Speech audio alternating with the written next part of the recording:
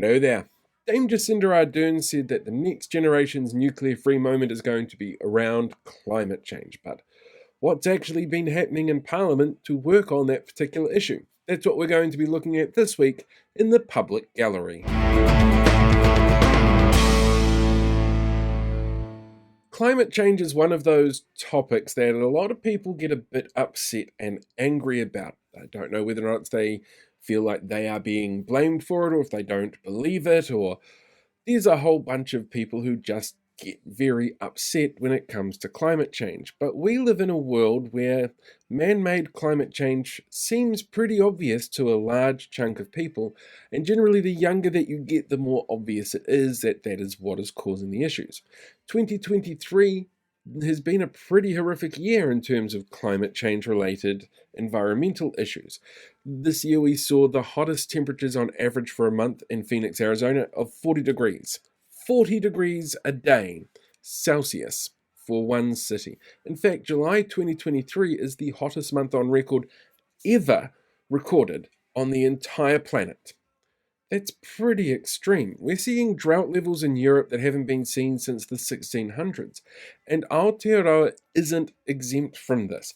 We saw earlier in this year, during the anniversary weekend floods and storms, events that were made far worse through climate change, the loss of at least 4 lives.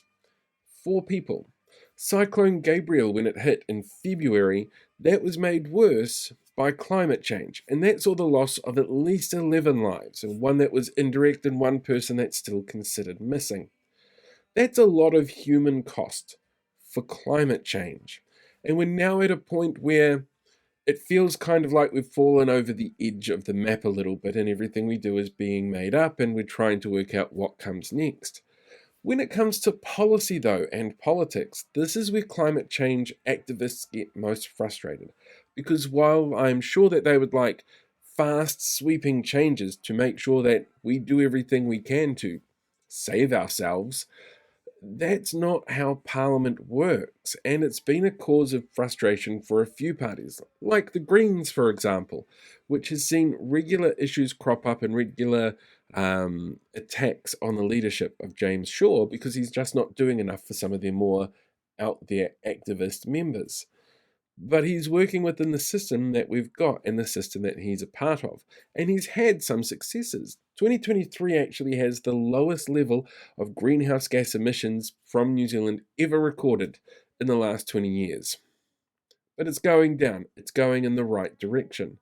But we're not going to hit our targets for greenhouse gas emission reduction by 2030 for a number of reasons.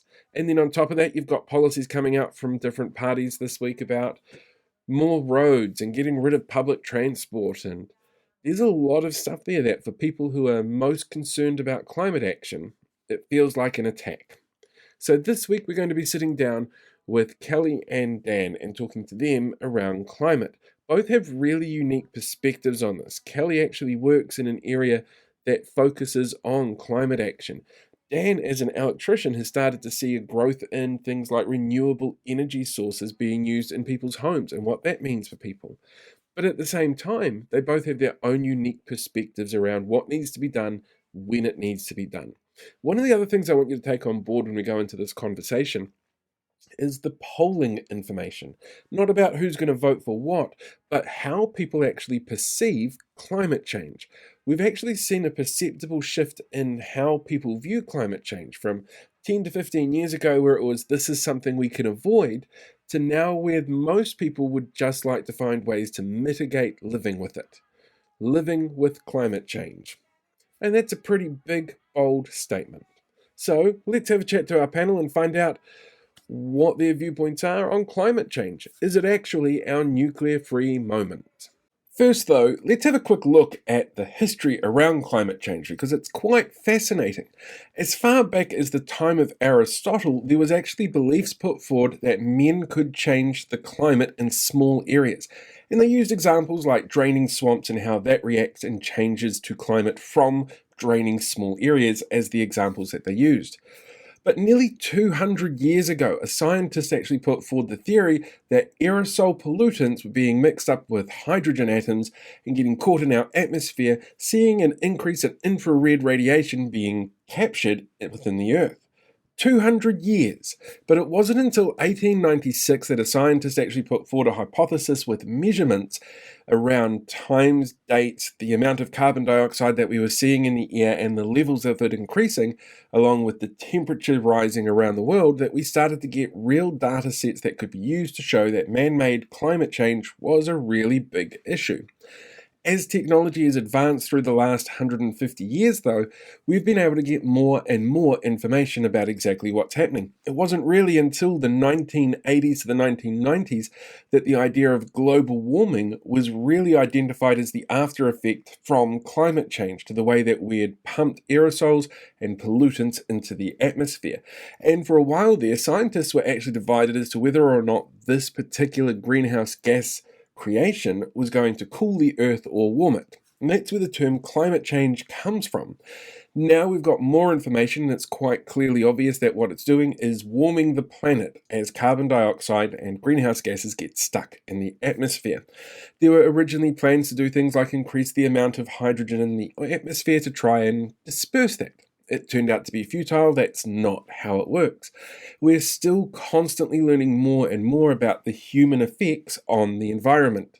And that's really scary. If you go to somewhere like NASA, for example, those changes, those man-made changes to our environment and to our climate, are really laid out easily so you can see exactly what it is that they do and how we affect things. And it could be something as simple as changing the amount of oxygen-producing plants on the planet while at the same time pumping a mountain of carbon dioxide into the atmosphere.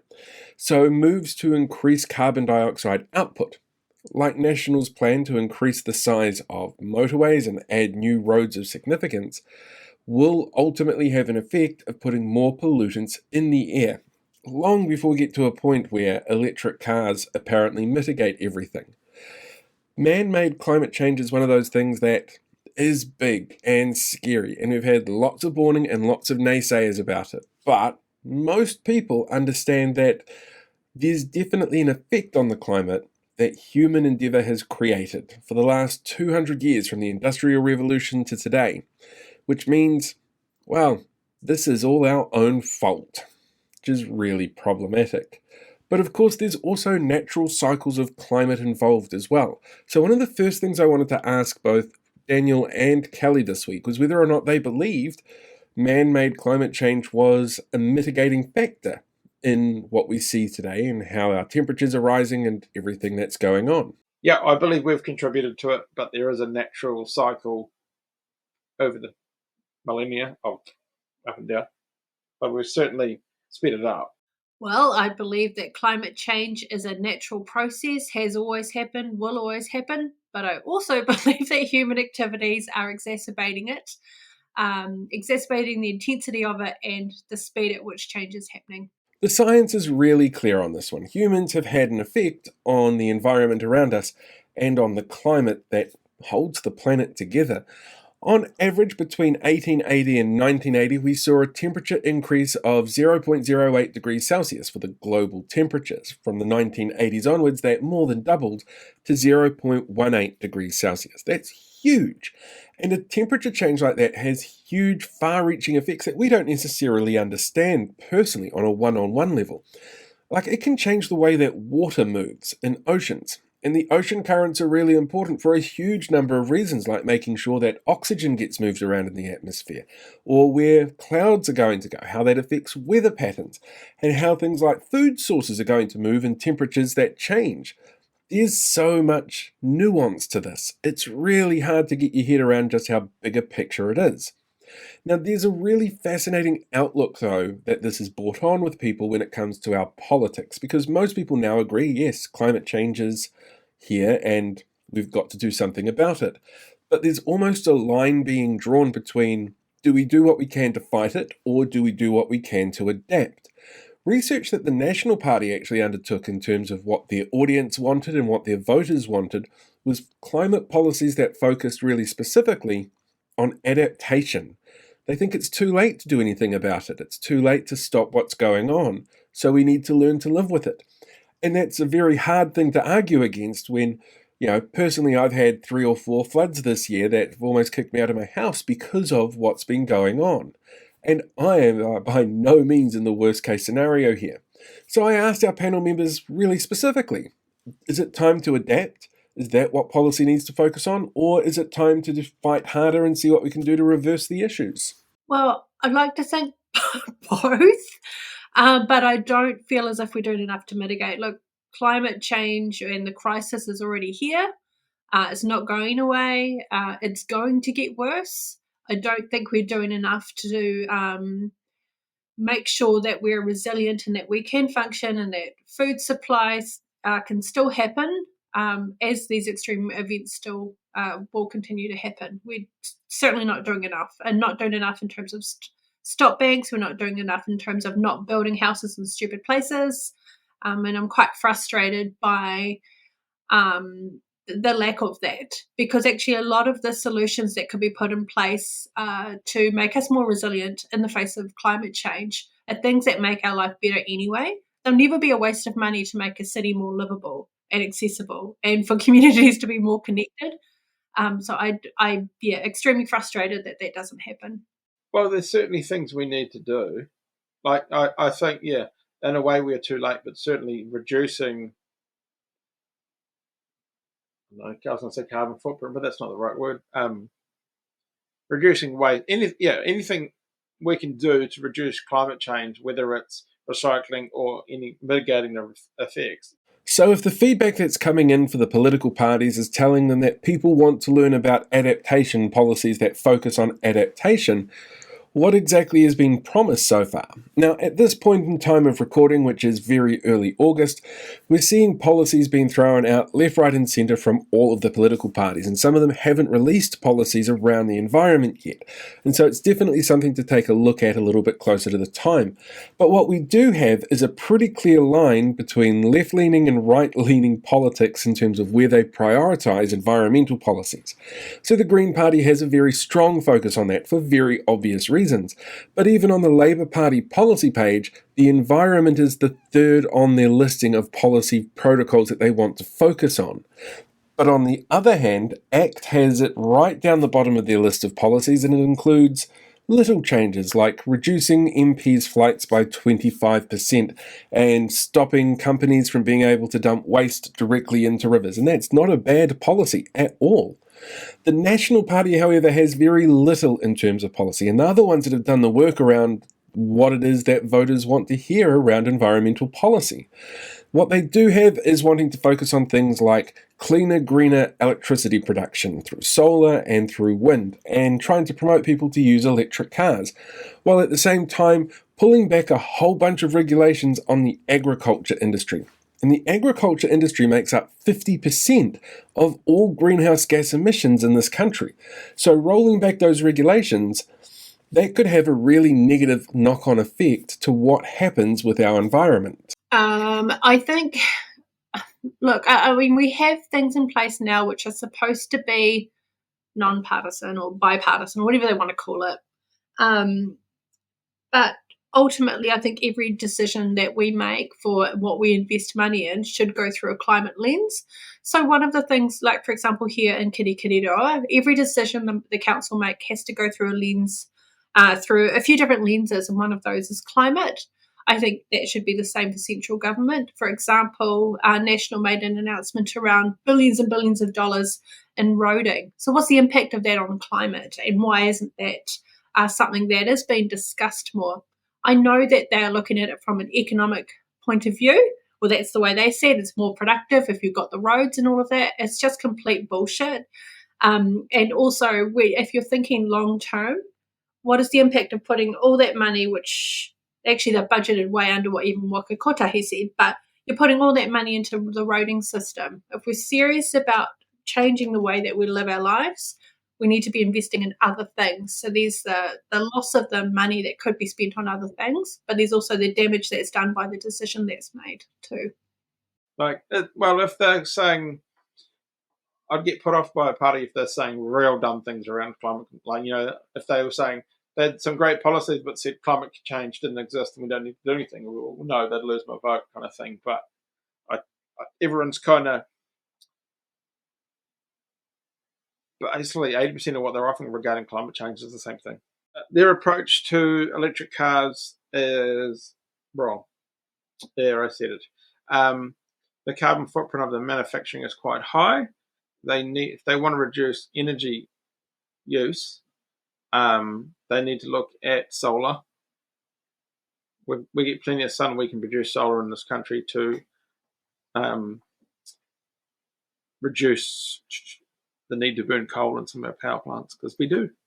At this stage as well, Te Pāti Māori have not released any policies directly related to the environment, but that's probably coming at some point fairly soon. And the only other party that has had recent polling high enough to get it into Parliament, which would be New Zealand First, have absolutely no policies whatsoever in regards to the environment. They do have policies like getting rid of woke name changes, but nothing at all directly related to the environment or climate change whatsoever. Look, there are so many grassroots groups, community organisations, there's councils, there's iwi, hapu. So many of us are working towards resilience in the face of the climate crisis we already have, and climate justice as well. So many of us, and we all come at it with the different motivations, the different areas that we are most interested in.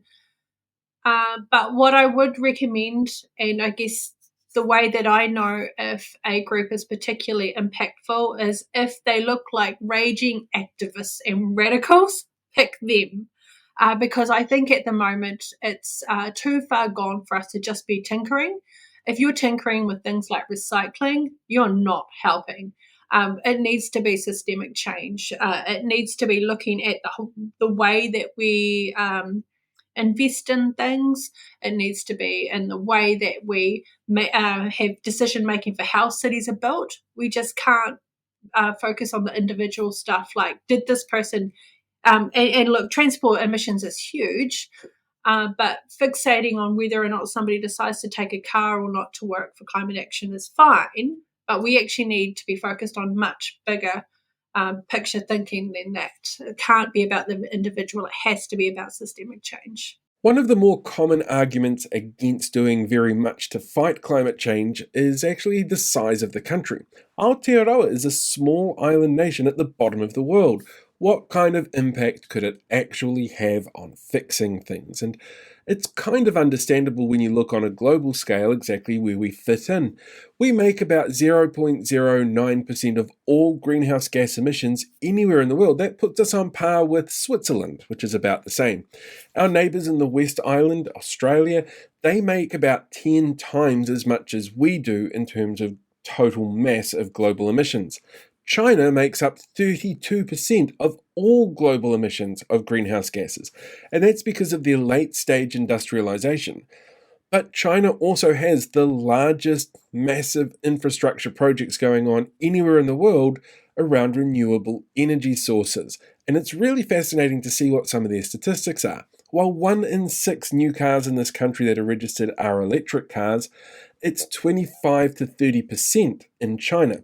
They've got massive public works going on to create wind and solar powered generators, and once those kick in, they can pull back on their reliance on fossil fuels.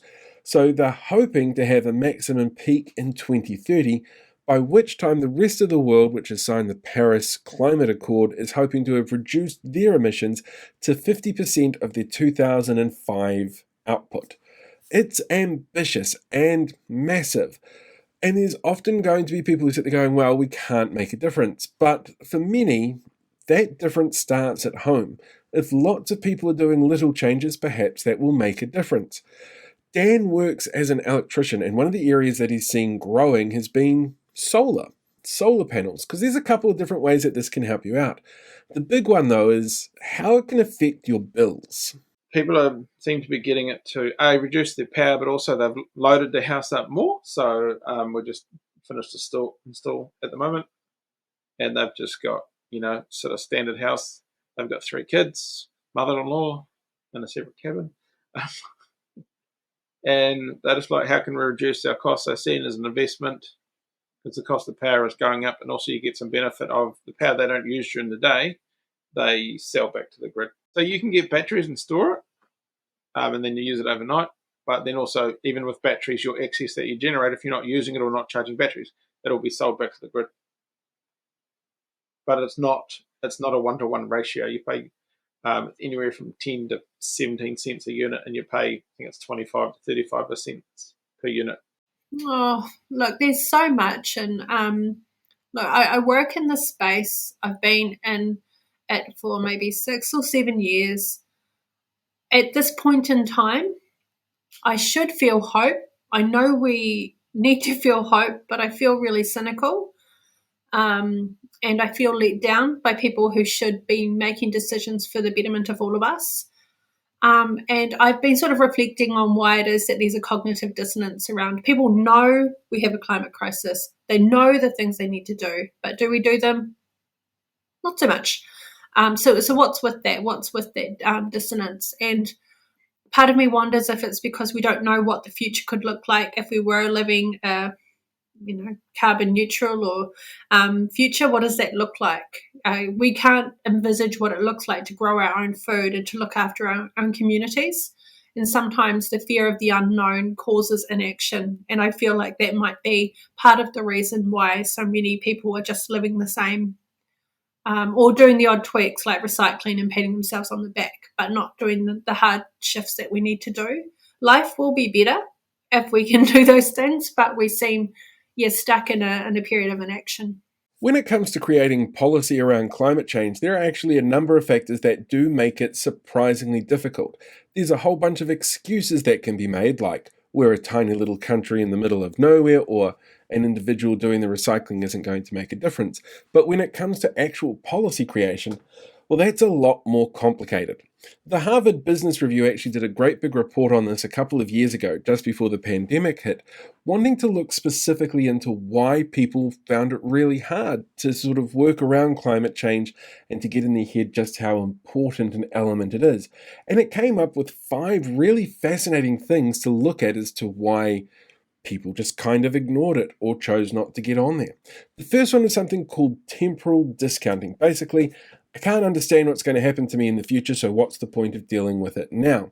Now, when you look at something like climate change, which we know from the record books, the history that we've seen and the research that's done, what we're seeing today is the result of cumulative effects. The human brain has trouble dealing with that. If it was something simple like, I'm going to put $5 a day away instead of buying a coffee, you know how much $5 is and every day how much that will add up to. It's really clear and easy to track. But something that you can't see the exact end result is much harder for a human to be able to identify, which becomes really, really problematic. One of the other factors that comes into play is that it doesn't happen to us. It's not a me problem. And up until fairly recently, a large number of New Zealanders had that same issue. In fact, I asked both Kelly and Dan whether or not they were affected by this year's storms. And, both being based in the Waikato, they didn't really have anything happen to them. Yeah. Well, yeah, we were going on a tour around East Cape, around Gisborne, and it got blocked off, so we couldn't go up around to the lighthouse, and so it affected our holiday essentially. Yeah. No, I feel really grateful. In the Waikato, we didn't get any of the extreme weather events that other parts of the country did, but I'm aware that the way that we may have felt it, though it's really hard to pinpoint, is through the increase in food prices and all other costs, of course, but they're more indirect and really hard to pinpoint to being a result of the weather events. That whole idea of it being kind of abstract and how you get affected is actually another reason why it's really hard to see people take on board climate change as something of an urgent matter. And it's the same with politicians and politics. You see, it's a really big part of human nature to just sit there and go, well, that happens over there, it doesn't affect me. Sure, it might be 40-degree average temperatures in Phoenix, Arizona, where a woman can literally bake bread in her letterbox, but that's not happening to me. There are massive floods running through China at the moment, wiping out cities, but it doesn't happen to me. Italy is burning, wildfires in Canada, Australia on fire, but it's not happening to me. And that's a mentality that is very, very human. This year, though, as I said at the start of this episode, we got hit hard. We saw over a dozen people lose their lives because of the effect of climate change on our environment.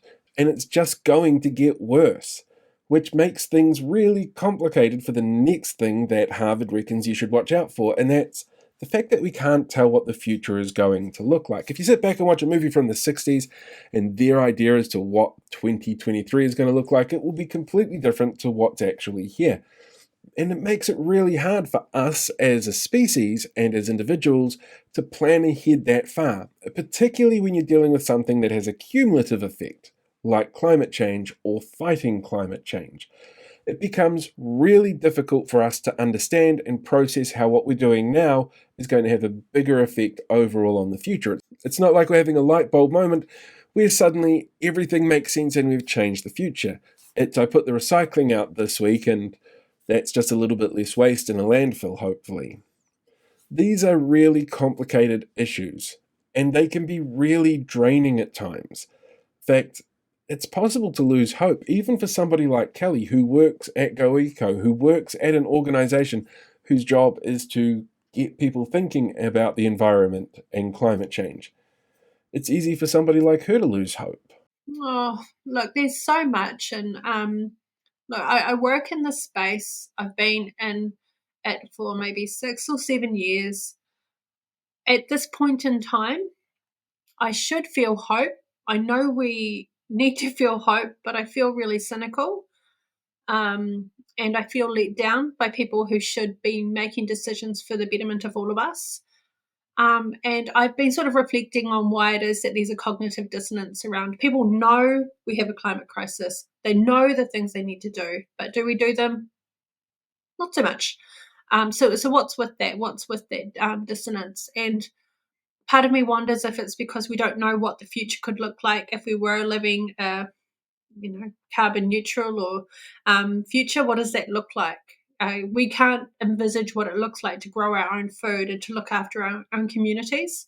And sometimes the fear of the unknown causes inaction. And I feel like that might be part of the reason why so many people are just living the same, or doing the odd tweaks like recycling and patting themselves on the back, but not doing the hard shifts that we need to do. Life will be better if we can do those things, but we seem stuck in a period of inaction. One of the things I found most brilliant about this episode was a comment from Kelly, which really, for me, highlighted where we're looking when it comes to climate change. And it's that it doesn't matter if you do things that change the world for climate change and make the world better, the world is still going to be better, whether or not that climate change is real or not. It's real, it's totally real, most scientists agree that it's real. But making a better world is not a bad outcome, no matter what the reason is that we're doing it.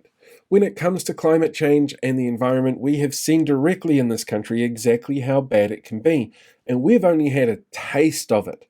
We can expect hotter years, year on year going forward, and being able to adapt to that is really important as a species, as a group of people. And our politicians and politics need to focus on that, because they're the ones who are making long-term decisions that have an ultimate effect on the population of this country. And right now, they're mostly being kind of quiet on it.